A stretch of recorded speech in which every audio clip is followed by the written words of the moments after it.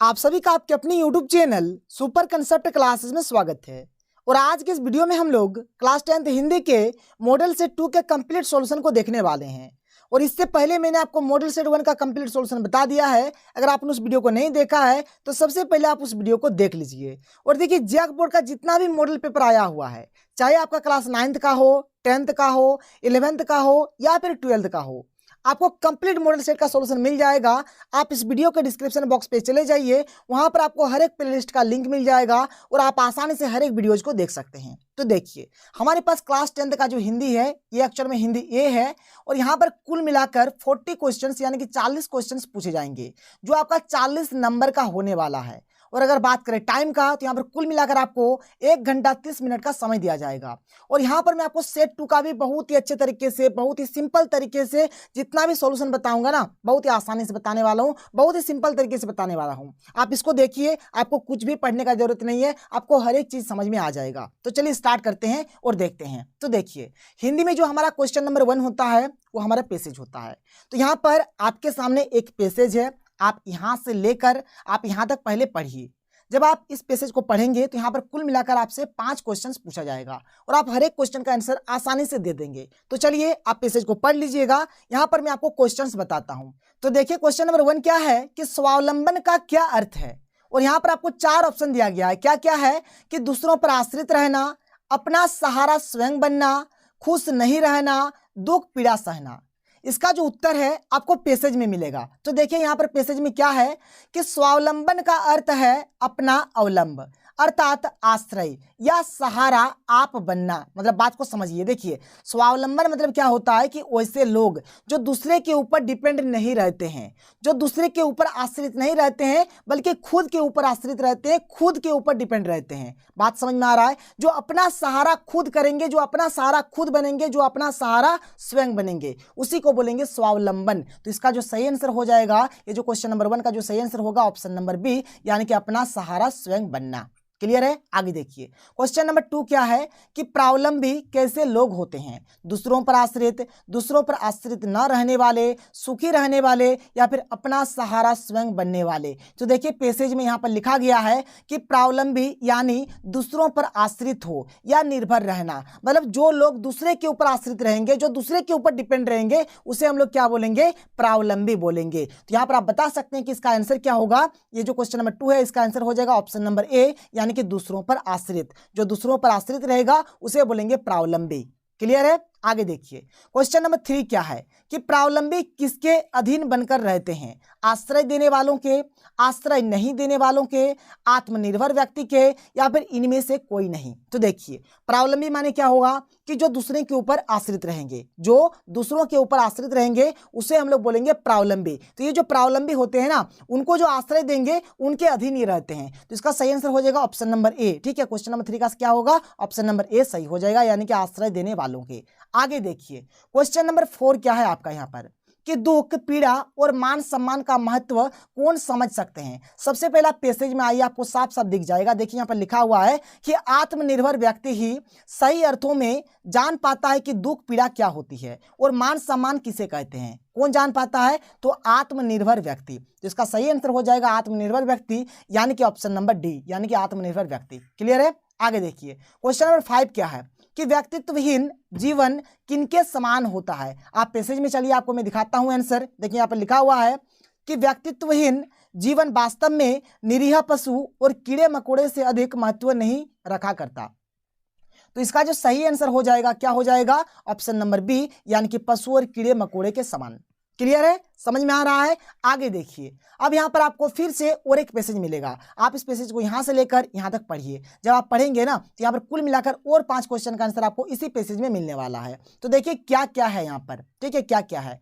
Question number 6 क्या है कि पद्यांश में किन व्यक्तियों की ओर संकेत किया गया है। यहाँ पर ऑप्शन नंबर ए है कि जो बाधाओं से घबराते नहीं, जो अपने कर्तव्यों से विमुख है, जो भाग्य के सहारे रहते हैं, जो परिश्रम नहीं करते हैं। तो देखिए, और पैसेज में साफ साफ लिखा गया है कि बाधा है यहाँ पर और घबराते नहीं, यानी कि बाधाओं से घबराते नहीं, वैसे लोगों का यहाँ पर बात किया गया है। क्लियर है? वैसे व्यक्तियों का बात किया गया है। तो यहाँ पर ये जो क्वेश्चन नंबर 6 है, इसका सही आंसर हो जाएगा ऑप्शन नंबर ए, यानी कि जो बाधाओं से घबराते नहीं। क्वेश्चन नंबर 7 क्या है देखिए कि दुख आने पर कौन घबराते हैं। जो मेहनती होते हैं, जो मेहनती नहीं होते हैं, जो वीर होते हैं, जो हिम्मती होते हैं। तो देखिए इसका जो सही आंसर हो जाएगा ऑप्शन नंबर बी, यानी कि जो मेहनती नहीं होते हैं ना, वो दुख आने पर वो घबरा जाते हैं कि अब कैसे होगा, क्या होगा, क्यों नहीं होगा, कैसे करेंगे, इस चीज को लेकर घबरा जाते हैं। मतलब वो तो कभी मेहनती नहीं होता है ना, कभी मेहनत करके नहीं रखता है, इसलिए वो घबरा जाता है। आगे देखिए क्वेश्चन नंबर 8 क्या है कि समय आने पर परिश्रमी लोग किसका सामना कर लेते हैं? गिद्धड़ों का, सियार का, शेर का, या फिर रात दिन का। यहां पर आपको ऑप्शन दिख जाएगा, आप देख सकते हैं कि शेर का भी सामना कर लेते हैं। क्लियर है? तो इसका जो सही आंसर हो जाएगा क्या हो जाएगा? शेर का। मतलब 8 का सही आंसर हो जाएगा ऑप्शन नंबर सी। क्लियर है? आगे देखिए क्वेश्चन नंबर 9 क्या है यहाँ पर कि लोहे के चने चबाना। आप चना जरूर खाए होंगे, चना खाए होंगे, आप कभी लोहे का चना खाइए, आपको इस मुहावरा का अर्थ मिल जाएगा। ठीक है, तो देखिए लोहे के चने चबाना मुहावरे का सही अर्थ है कठिन परिश्रम करना, भूख शांत करना, गंभीर संकट में फंसना, या फिर कठिनाइयों को झेलना। ठीक है, तो यहाँ पर देखिए इसका अर्थ आपका हो जाएगा कठिन परिश्रम करना। ठीक है, लोहे के चने चबाना यानी कि कठिन परिश्रम करना। आगे देखिए क्वेश्चन नंबर 10 क्या है कि वीर शब्द का विलोम है, मतलब वीर शब्द का उल्टा क्या है? साहसी होगा, कायर होगा, हिम्मती होगा, या फिर बहादुर होगा। तो इसका सही आंसर हो जाएगा कायर, क्योंकि वीर माने साहसी भी होता है, हिम्मती भी होता है और बहादुर भी होता है, लेकिन कायर इसका उल्टा हो जाएगा। क्लियर है? आगे देखिए, तो देखिए क्वेश्चन नंबर 11 से हमारा व्याकरण स्टार्ट हो जाता है, और सबसे पहले यहाँ पर मैं आपको क्वेश्चन नंबर 12 बताऊंगा, तब आपको अच्छे तरीके से समझ में आएगा, क्योंकि ये भी आपका अकर्मक सकर्मक का है और ये भी आपका अकर्मक सकर्मक का है। और ये जो अकर्मक और सकर्मक का ये जो कंसेप्ट है, मैंने आपको मॉडल सेट 1 में बहुत ही अच्छे तरीके से बताया था। आप मॉडल सेट 1 को एक बार जरूर से जरूर देखिए, तो आपको और अच्छे तरीके से क्लियर हो जाएगा। तो देखिए यहाँ पर आपको क्या करना है, सबसे पहले आपको क्रियापद देखना है, क्रियापद कौन सा आपका यहाँ पर है। ठीक है, फिर आपको क्या करना है, क्या लगाकर या फिर किसे लगाकर आपको प्रश्न करना है। अगर आपको उत्तर मिलता है ना, अगर आपको उत्तर मिलता है तो ये जो होगा ये आपका हो जाएगा सकर्मक हो जाएगा। क्या हो जाएगा? सकर्मक हो जाएगा। इसलिए मैं यहाँ पर आपको बोल रहा हूं कि सबसे पहले आप क्वेश्चन नंबर 12 को देखिए, तब आपको समझ में आएगा। ठीक है, तो यहाँ पर देखिए, यहाँ पर जो क्रियापद है क्या है कि खा रहे हैं, यहाँ पर क्या है कि पढ़ रहा है, यहाँ पर क्या है कि लिख रहा है, और यहाँ पर क्या है कि सो रही है। ये सब क्या है? क्रियापद है। और यहाँ पर आपको देखिए क्वेश्चन में क्या बोला जा रहा है, यहाँ पर आपको पता करना है कि कौन वाला आपका अकर्मक क्रिया है। यहाँ पर ये जो 4 ऑप्शन दिया गया है, आपको बताना है कि 4 ऑप्शन में से आपका कौन वाला अकर्मक क्रिया है। क्लियर है? आगे देखिए, यहाँ पर आपको मैंने क्या बोला कि आप क्या लगाकर या फिर किसे लगाकर प्रश्न करिए। अगर आपको उत्तर मिलेगा तो आपका सकर्मक होगा, अगर उत्तर नहीं मिलेगा तो आपका अकर्मक होगा। तो देखिए यहाँ पर अगर यहाँ पर क्वेश्चन करें कि क्या पढ़ रहा है, यहाँ पर आपको उत्तर मिलेगा कि पुस्तक पढ़ रहा है। उत्तर मिला, इसलिए ये आपका क्या हो गया? ये आपका हो गया सकर्मक क्रिया। ये क्या हो गया? सकर्मक। ठीक है, इसको देखिए कि क्या खा रहे हैं, तो केले खा रहे हैं, आपको उत्तर मिल रहा है, तो ये भी आपका क्या हो जाएगा? सकर्मक हो जाएगा। आपको उत्तर मिलना चाहिए। इसको अगर आप देखेंगे कि क्या लिख रहा है, तो पत्र लिख रहा है, उत्तर मिलाना भाई, तो ये हमारा सकर्मक हो गया। इसको देखिए, क्या सो रही है, कुछ उत्तर नहीं मिल रहा है। क्या सो रही है? कुछ उत्तर नहीं है। हाँ, ऐसा बोलता कि कौन सो रही है तो बोलते कि बच्ची सो रही है। यहाँ पर तो कोई उत्तर नहीं मिल रहा आपको। जब उत्तर नहीं मिलेगा तो ये आपका हो जाएगा अकर्मक। क्या हो जाएगा? अकर्मक हो जाएगा। बात समझ में आया कि नहीं आया? बहुत ही सिंपल सा कंसेप्ट है, आप समझ सकते हैं। तो देखिए ये जो क्वेश्चन नंबर ये जो 12 है, इसका सही आंसर हो जाएगा ऑप्शन नंबर ए, यानी कि बच्ची सो रही है। क्लियर है? क्वेश्चन नंबर अगर आप 11 को देखेंगे, अब क्या है कि इनमें से किस वाक्य में सकर्मक क्रिया नहीं है। बोला जा रहा है कि कौन वाला आपका सकर्मक क्रिया नहीं है। सकर्मक नहीं है माने क्या है? वो अकर्मक है। सकर्मक नहीं है माने क्या है? अकर्मक है। तो यहाँ पर आप देखिए, अगर बात करें यहाँ पर क्रियापद का, तो यहाँ पर है सोता है, यहाँ पर है दी, यहाँ पर है पढ़ रहे हैं, और यहाँ पर है आपका लिखती है। चलिए क्वेश्चन करते हैं, क्या लिखती है? तो उत्तर आ रहा है ना पत्र, तो ये हमारा सकर्मक हो गया। क्या हो गया? सकर्मक। अगर आप यहाँ पर देखेंगे क्या दी, तो पुस्तक दी, उत्तर मिल रहा है, तो ये आपका क्या हो जाएगा? सकर्मक हो जाएगा। अगर आप यहाँ पर देखेंगे क्या पढ़ रहे हैं, तो देखिए यहाँ पर आपको सटीक उत्तर नहीं मिल रहा है। और अगर आप यहाँ पर भी देखेंगे कि क्या सोता है, तब भी आपको यहाँ पर सटीक उत्तर नहीं मिलेगा। या फिर आप किसे लगाकर आप देख लीजिए कि किसे सोता है, ऐसा कभी भी थोड़े ना प्रश्न होता है। या फिर किसे पढ़ रहे हैं, ऐसे भी थोड़े ना होता है प्रश्न, और आपको उत्तर तो मिलेगा नहीं यहाँ पर। बात समझ में आया? तो यहाँ पर देखिए इस क्वेश्चन में थोड़ा सा कंफ्यूजन है, क्योंकि देखिए उसके अकॉर्डिंग अगर हम लोग देखें, जो हमारा ट्रिक है इसके अकॉर्डिंग देखें, तो ये भी हमारा अकर्मक जैसा लग रहा है, ये भी अकर्मक जैसा लग रहा है। तो ये जो क्वेश्चन अभी मैं इसको स्किप कर देता हूँ, क्योंकि आप समझ सकते हैं कि यहाँ पर लग रहा है कि ये भी अकर्मक है आपका और ये भी अकर्मक है आपका।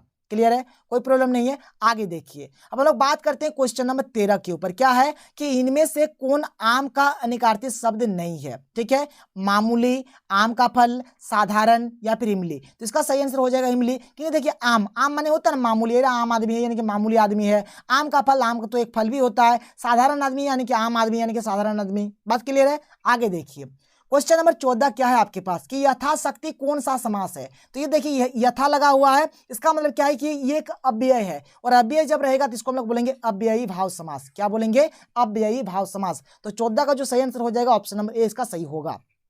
क्वेश्चन नंबर 15 क्या है कि जिस समास में उत्तर पद प्रधान हो और पहले पद के साथ लगी हुई विभक्ति का लोप हो जाता है वह कौन सा समास होता है? देखिए जब भी विभक्ति का बात होता है ना, तो यहाँ पर देखिए जब भी विभक्ति का बात आपका हो जाएगा तो ये हो जाएगा हमारा तत्पुरुष समास। क्योंकि आप देखिए यहाँ पर जैसे अगर हम लोग बात करें राजा का पुत्र, क्या बात करें? राजा का पुत्र, तो ये आपका हो जाएगा राजपुत्र। क्या हो जाएगा? राजपुत्र। और यहाँ पर ये जो विभक्ति है ना का, इसका लोप हो जा रहा है, ये खत्म हो जा रहा है। देखिए राजपुत्र में खत्म हो जा रहा है, इसलिए ये हमारा क्या हो जाएगा? तत्पुरुष समास हो जाएगा। क्लियर है? 15 का जो सही आंसर हो जाएगा ऑप्शन नंबर ए।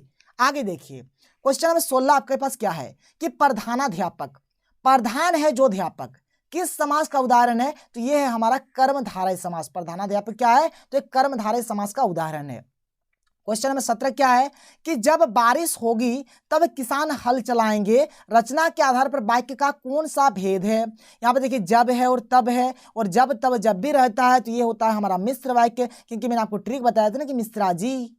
ठीक है, ये मैंने आपको बताया था मॉडल 7 में, आप देख लीजिए यहाँ पर जब तब है, तो जब तब होने से आपका क्या हो जाएगा? मिश्र वाक्य हो जाएगा। आगे देखिए, क्वेश्चन नंबर 18 क्या है कि जो वाक्य दो पदों, दो उपवाक्य, दो वाक्यों को परस्पर जोड़ने का काम करते हैं वह, यहाँ पर खाली स्थान है, अव्यय होता है, तो उसको हम लोग बोलते हैं समुच्चयबोधक अव्यय। ठीक है, इसका सही आंसर हो जाएगा ऑप्शन नंबर बी, यानी कि 18 का जो सही होगा क्या होगा? ऑप्शन नंबर बी हो जाएगा। क्वेश्चन नंबर 19 क्या है कि कर्तृवाच्य के वाक्यों में कर्ता के कार्य की यहाँ पर खाली स्थान होती है तो प्रधानता होगा। नाम है कर्तृवाच्य, तो यहाँ पर कर्ता ही तो मैन आपका रहेगा। क्वेश्चन नंबर 20 क्या है कि लड़कियां सो रही है। देखिए ये जो वाक्य है एकदम सिंपल टाइप का है, यानी ये जो वाक्य है एक्टिव वॉइस में है, और एक्टिव वॉइस को हम लोग बोलते हैं कर्तृवाच्य, यानी कि ये जो यहाँ पर ये जो ऑप्शन नंबर ए है ये आपका सही हो जाएगा। बात समझ में आया? आप वॉइस जरूर पढ़े होंगे, एक्टिव वॉइस, पैसिव वॉइस आपको पता भी होगा इंग्लिश के अकॉर्डिंग अगर बात करें, और हिंदी में कर्तृवाच्य, कर्मवाच्य, भाववाच्य होगा। तो यहाँ पर देखिए क्वेश्चन जो है लड़कियां सो रही है, एकदम सिंपल टाइप का, इसलिए हमारा क्या हो गया? कर्तृवाच्य, यानी ऑप्शन नंबर ए इसका सही हो गया। आगे देखिए, अब यहाँ से हमारे स्टार्ट होता है चैप्टर का क्वेश्चन आंसर। ठीक है, देखिए यहाँ पर पढ़िए कि फसल क्या है। देखिए यहाँ पर नाम है फसल, माने ये जो कविता है ये हमारा कौन सा कविता है? फसल वाला कविता। आप पढ़े होंगे फसल का एक कविता है। ठीक है, देखिए यहाँ पर क्या है, और अगर आप इसको पढ़ेंगे ना तो आपको अच्छे तरीके से समझ में आएगा, और पहला मतलब चैप्टर को पहले पढ़िए तब आप अच्छे तरीके से क्वेश्चन का आंसर दे पाएंगे। तो देखिए यहाँ पर क्वेश्चन हमारे पास क्या क्या है। पहला जो क्वेश्चन है क्वेश्चन नंबर 21 कि प्रस्तुत पंक्तियां किस कविता से ली गई है? तो आप बोल देंगे फटाक से किससे लिया गया? फसल से लिया गया है। क्वेश्चन नंबर 22 क्या है कि फसल किसका जादू है? तो यहाँ पर अगर आप पेसेज को देखेंगे तो यहाँ पर भी आपका लिखा हुआ है किसका जादू है? तो नदियों के पानी का जादू है। किसका जादू है? नदियों के पानी का जादू है। तो इसका सही आंसर हो जाएगा नदियों के पानी का, ऑप्शन नंबर ए इसका सही हो जाएगा। क्लियर है? आगे बढ़ते हैं, आगे देखते हैं क्वेश्चन नंबर 23। 23 क्या है कि फसल किसका रूपांतर है? मैंने आपको ये जो क्वेश्चन ये मॉडल सेट 1 में भी बताया था कि सूरज की किरणों का रूपांतर है। फसल किसका रूपांतर है? तो सूरज की किरणों का रूपांतर है। क्वेश्चन नंबर 23 का जो सही आंसर हो जाएगा ऑप्शन नंबर ए हो जाएगा। 24 नंबर क्या है देखिए कि फसल किसका गुणधर्म है? तो फसल मिट्टी का गुणधर्म है। देखिए शायद यहाँ पर लिखा हुआ हो सकता है, देख लीजिए आप लोग, यहाँ पर मिट्टी का गुणधर्म है, लिखा है कि नहीं लिखा है? बिल्कुल लिखा है। रूपांतर है किसका? सूरज की किरणों का। देख लीजिए यहाँ पर आपको जो मैंने अभी बताया वही ऑप्शन यहाँ पर दिया गया है, सूरज की किरणों का रूपांतर है, मिट्टी का गुणधर्म है। हर एक चीज आपको पैसेज में मिल जाएगा, आपको टेंशन नहीं लेना है, खाली ध्यान लगाकर धैर्य लगाकर आपको पढ़ना है। आगे देखिए, आगे आपका क्या है अगला क्वेश्चन, क्वेश्चन नंबर 25। अब यहाँ से क्या है कि वज्र छिपा नूतन कविता फिर भर दो, यह पंक्ति किस कविता से ली गई है? याद करिए, याद आया? उत्साह से लिया गया है, उत्साह। ठीक है, और मैं आपको बाद में पढ़ाऊंगा, पहले मॉडल सेट कंप्लीट होने दीजिए, फिर मैं आपको और अच्छे तरीके से पढ़ा दूंगा। क्वेश्चन नंबर 26 क्या है कि उत्साह कविता में आए निधाग शब्द का क्या अर्थ है? तो निधाग का मतलब होता है अत्यधिक गर्मी, यानी 26 का सही आंसर हो जाएगा ऑप्शन नंबर ए। क्लियर है? आगे देखिए, क्वेश्चन नंबर 27 क्या है यहाँ पर कि गोपियों ने किसे भाग्यवान कहकर संबोधित किया? तो गोपियों ने किसे भाग्यवान कहा था? तो उद्धव को भाग्यवान कहा था। तो 27 का सही आंसर हो जाएगा ऑप्शन नंबर सी। आगे देखिए क्वेश्चन नंबर 28 क्या है कि गोपियों की दशा किस पक्षी के समान हो गई है? तो हरिल पक्षी के समान हो गई है, यानी कि हारिल है, हरिल नहीं है, हारिल, हारिल के समान हो गया है। क्लियर है? तो 28 का सही आंसर हो जाएगा ऑप्शन नंबर बी। आगे देखिए क्वेश्चन नंबर 29 क्या है यहाँ पर? तो यहाँ पर सबसे पहले देखो पैसेज है, पहले बात तो आप पैसेज को पढ़िए और ये पैसेज आप पढ़ के ही आपको पता चलेगा कि किस चैप्टर का है। तो पान वाला है, यहाँ पर हलदार साहब है, ठीक है, कैप्टन है, मूर्ति है। तो ये जो चैप्टर का नाम है नेताजी का चश्मा। क्या नाम है? नेताजी का चश्मा। लेखक कौन है बता दीजिए एक बार? स्वयं प्रकाश। ठीक है, स्वयं प्रकाश। अच्छे तरीके से पढ़िए तब आपको समझ में आएगा। चलिए बढ़ते हैं आगे, देखते हैं क्वेश्चंस क्या है। पहला क्वेश्चन, क्वेश्चन नंबर 29 कि प्रस्तुत अंश किस पाठ से लिया गया है? नेताजी का चश्मा। लेखक कौन है? तो स्वयं प्रकाश। पान वाले ने मुंह में क्या ठूस रखा था? क्या ठूस रखा था? रोटी, चावल, पान या फिर बिस्कुट? तो भाई पान ठूस रखा था। ठीक है, आगे देखिए अगला क्वेश्चन क्या है कि पान वाला कैसा आदमी था? और इस क्वेश्चन का आंसर मैंने आपको मॉडल सेट 1 में भी बताया था। कैसा था? तो काला, मोटा और खुशमिजाज व्यक्ति था। ऑप्शन नंबर 20 का सही हो जाएगा। क्वेश्चन नंबर 32 क्या है कि नेताजी की मूर्ति पर चश्मा कौन बदलता था? और यह भी क्वेश्चन मैंने आपको मॉडल सेट 1 में बताया था। तो कैप्टन बदल देता था बार बार। ठीक है, आगे देखिए क्वेश्चन नंबर 33 क्या है कि बाल गोविंद भगत किसको साहब कहते थे? तो कबीर को साहब कहते थे। इसका सही आंसर हो जाएगा ऑप्शन नंबर बी, यानी कि 33 का जो सही आंसर होगा क्या हो जाएगा? ऑप्शन नंबर बी हो जाएगा। आगे देखिए अगला क्वेश्चन क्या है कि 34 नंबर क्या है कि पतोहू के भाई को भगत जी ने क्या आदेश दिया? पतोहू को दूसरी शादी नहीं करने का आदेश, पतोहू की दूसरी शादी कराने का आदेश, बहू को घर से बाहर नहीं निकलने का आदेश, या फिर इनमें से कोई नहीं। तो देखिए बाल गोविंद भगत जी ने क्या कहा? उनके भाई को बुलाया, पतोहू के भाई को बुलाया और बोला कि इनका आप शादी मतलब कहीं और दे दीजिए। तो इसका सही आंसर हो जाएगा ऑप्शन नंबर बी, यानी कि पतोहू की दूसरी शादी कराने का आदेश दिया। 34 का सही आंसर हो जाएगा ऑप्शन नंबर बी। आगे देखिए क्वेश्चन नंबर 35 क्या है कि बाल गोविंद भगत के गांव के लोगों का मुख्य धंधा क्या था? तो खेती बाड़ी उन लोगों का मेन मतलब वहां पर उन लोगों का धंधा था। क्वेश्चन नंबर 36 क्या है कि बाल गोविंद भगत के कितने बच्चे थे? उनका एक लौता ही बेटा था, एक ही बेटा था। कौन था? एक लौता बेटा था। ठीक है, और वो थोड़ा बद्दू सा था। ठीक है, बोदा सा था, बद्दू नहीं बोदा सा था। ठीक है, मतलब थोड़ा सुस्त था और बोधा सा मतलब वो था। ठीक है, और वो हमेशा बीमार से ग्रसित रहता था। फिर मतलब एक दिन उनका डेथ हो जाता है। मतलब कहानी है, पढ़िएगा ना, बड़ी मजा आएगा, तो पढ़ लीजिएगा आप लोग। तो क्वेश्चन नंबर 36 का सही आंसर हो जाएगा ऑप्शन नंबर बी। क्लियर है? तो चलिए आगे बढ़ते हैं और अगला क्वेश्चन देखते हैं। तो देखिए यहाँ पर अगला क्वेश्चन क्या है, तो यहाँ पर फिर से आपको एक बार पैसेज दिया गया है, आपको इसको पढ़ना है और यहीं से आपको हर एक क्वेश्चन का आंसर मिलेगा। देखिए क्या लिखा गया है कि वह थाली में दही भात शांति और अलग अलग तोता, मैना, कबूतर, हंस, मोर आदि के बनावटी नाम से कोर बनाकर यह कहते हुए खिलाती जाती कि जल्दी खा लो नहीं तो उड़ जाएंगे। इसको आप पढ़िए, बहुत ही मजा आएगा और यहीं से आपको हर एक क्वेश्चन का आंसर मिलेगा। तो देखिए पहला क्वेश्चन क्या है, क्वेश्चन नंबर 37 कि माता लेखक को क्या सान कर खिलाती थी? दाल भात, चूड़ा दही, दही भात या फिर दाल रोटी? तो इसका सही आंसर हो जाएगा दही भात, यानी कि ऑप्शन नंबर सी। आप जैसे कि यहाँ पर देख सकते हैं लिखा हुआ है दही भात। क्लियर है? आगे देखिए